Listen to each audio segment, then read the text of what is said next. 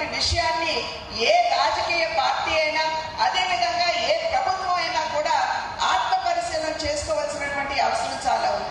అనేక సందర్భాల్లో భారతీయ జనతా పార్టీ చెబుతూ ఉంటుంది సర్వవ్యాపి సర్వస్పర్శి అని చెప్పి చెబుతూ ఉంటాం. అంటే సర్వవ్యాపి అంటే ఇవాళ కనుక చూసుకున్నట్లయితే భారతదేశంలో ఏ రాష్ట్రంలో ఎన్నిక జరిగినా కూడా భారతీయ జనతా పార్టీ అధికారంలోకి రావడం కానీ లేదా మిత్రపక్షంలో అధికారంలో ఉండటం కానీ జరుగుతున్నటువంటి వాస్తవం అని చెప్పి మీరందరూ కూడా గమనించాలి. ఇందాక సోదరులు విష్ణుకుమార్ గారు చెప్పారు 19 రాష్ట్రాల్లో సొంతంగా అధికారంలో ఉంటే ఇంకొక 9 రాష్ట్రాల్లో మిత్రపక్షంగా మేము అధికారంలో ఉన్నామని చెప్పి ఇందాక విష్ణుకుమార్ గారు చెప్పడం జరిగింది. అది సర్వవ్యాపి.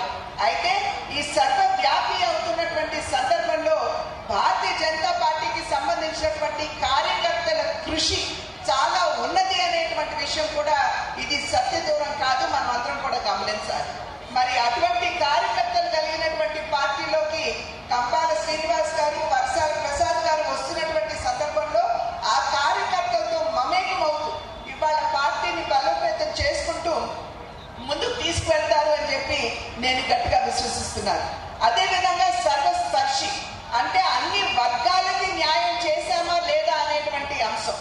భారతీయ జనతా పార్టీ 2014 సంవత్సరంలో ఎన్నికలకి వస్తున్నటువంటి నేపథ్యంలో సబ్కే సాత్ సబ్కా వికాస్ అంటూ నినదించింది. అంటే భారతీయ జనతా పార్టీ మూల సిద్ధాంతం అంత్యోదయ ఏదైతే ఉందో దాని నుండి స్ఫూర్తి పొందుతూ అందరినీ కలుపుకుంటూ అన్ని వర్గాల వారికి న్యాయం చేస్తూ మేము భారతదేశ సర్వతోముఖాభివృద్ధిని సాధిస్తాము అని చెప్పి భారతీయ జనతా పార్టీ తెలియజేయడం జరిగింది.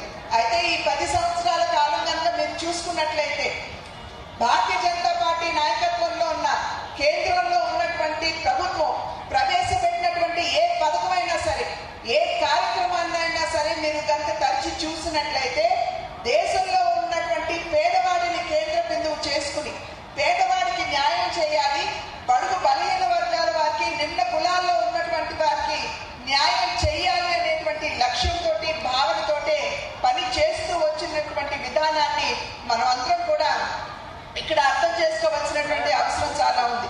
ఇందాక ప్రసాద్ గారు సోదరులు మాట్లాడుతున్నటువంటి సందర్భంలో వారు బాబాసాహెబ్ అంబేద్కర్ గారి గురించి వారు ఇందాక మాట్లాడటం జరిగింది.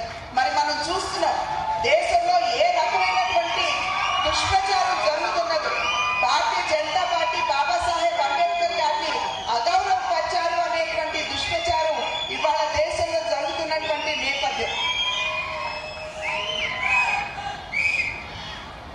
ఆ సందర్భంలో నేను మీ అందరికీ చేస్తున్నటువంటి అభ్యర్థన ఒక్కసారి నిజంగా బాబాసాహెబ్ అంబేద్కర్ గారిని ఎవరు గౌరవించారు అనేటువంటి అంశాన్ని మీరందరూ కూడా తరచి చూడాలి అని చెప్పి నేను చేస్తున్నటువంటి అభ్యర్థన.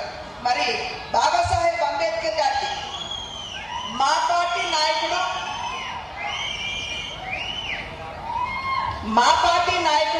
మావాడు అని చెప్తున్నటువంటి కాంగ్రెస్ పార్టీ మనకి స్వాతంత్రం లభించి 75 సంవత్సరాల కాలంలో 60-65 సంవత్సరాల కాలం వారే అధికారంలో ఉన్న బాబాసాహెబ్ అంబేద్కర్ గారికి భారత రత్న ఇచ్చేటువంటి కార్యక్రమం వారు ఎప్పుడు చేయలేదు.